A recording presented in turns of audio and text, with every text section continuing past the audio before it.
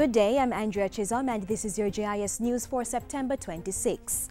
The security forces have intensified their efforts to catch sexual predators in St. James following the rape of 5 females from the Irwin community Tuesday night. The victims, ages 8 to 28, were taken from their home and raped repeatedly in an open lot. A statement from the National Security Minister, Peter Bunting, Wednesday said additional security personnel are to be deployed to communities in St. James that are threatened by sexual predators. A team from the Center for the Investigation of Sexual Offences and Child Abuse, CISOCA, and the Police Chaplaincy Unit will provide counseling and other services for the victims and their families.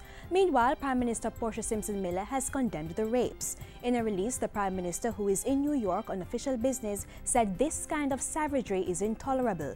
She has called on the police to leave no stone unturned until those who carried out the appalling act are brought to justice. There are plans to modify the South Camp Rehabilitation Center to house juvenile and adult females at the facility. National Security Minister Peter Bunting, while on a tour of the facility on Tuesday, said the modification process had begun and it would cost $65 million to complete. He also spoke to some of the changes that would be made. Even though it may seem a bit harsh, given that it was designed for males, there will be modifications in the operations. For example, even though you may see grill doors on the cells, they will not be locked when it's being utilized for women and girls. The Security Minister was accompanied by members of the Interministerial Working Group established to look at children who come in conflict with the law.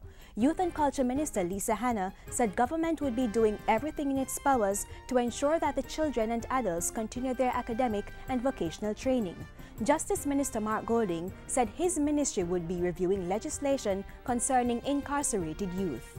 Certainly we're looking, for example, at how we can minimize the stay that any juvenile spends in a lockup before going to a specialized juvenile facility. The South Camp Rehabilitation Center is slated to house 250 female inmates, 96 of which are juveniles. Foreign Affairs and Foreign Trade Minister Senator A.J. Nicholson says Jamaica remains committed to the rule of law. Senator Nicholson was speaking at the high-level meeting on the rule of law at the UN General Assembly in New York. He said Jamaica had amended Chapter 3 of its constitution to incorporate a more comprehensive charter on fundamental rights and freedoms. Senator Nicholson also urged the United Nations to continue to discuss the issue in an inclusive and transparent manner. The rule of law embraces the idea of equality before the law. The Jamaica Tourist Board JTB has embarked on a rigorous campaign to woo more visitors from North America after the U.S. presidential election in November. The upcoming election has led to a decrease in the number of visitors from North America. However, Director of Tourism John Lynch says the JTB is positioning itself to take advantage of the upswing in the post-election period. We are currently hosting hundreds of travel agents over a 5-week period as part of a targeted North American initiative. Mr. Lynch was speaking at the recently held Jamaica Product Exchange JPEX press conference. The trade event, which facilitates business negotiations between Jamaican and foreign tourism interests, will be held from September 30 to October 2 at the Sunset Jamaica Grand in Ocho Rios. Contractor General Greg Christie is calling for the legislature to address the inefficiencies in government that lead to corruption. Speaking at the Private Sector Organization of Jamaica's Club Forum, Mr. Christie called for loopholes in the Contractor General's Act and government procurement guidelines to be addressed.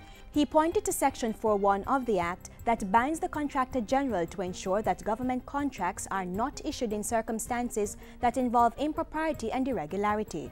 And in spite of this obligation, Parliament has failed to grant to the Contractor General the corresponding power to enable him to halt a government contracting process that is exhibiting signs of impropriety, irregularity, or corruption.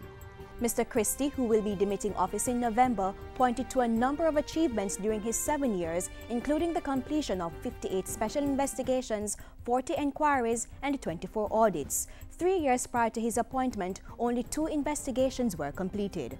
And that's it for Jis News Today. I'm Andrea Chisholm. Thank you for watching.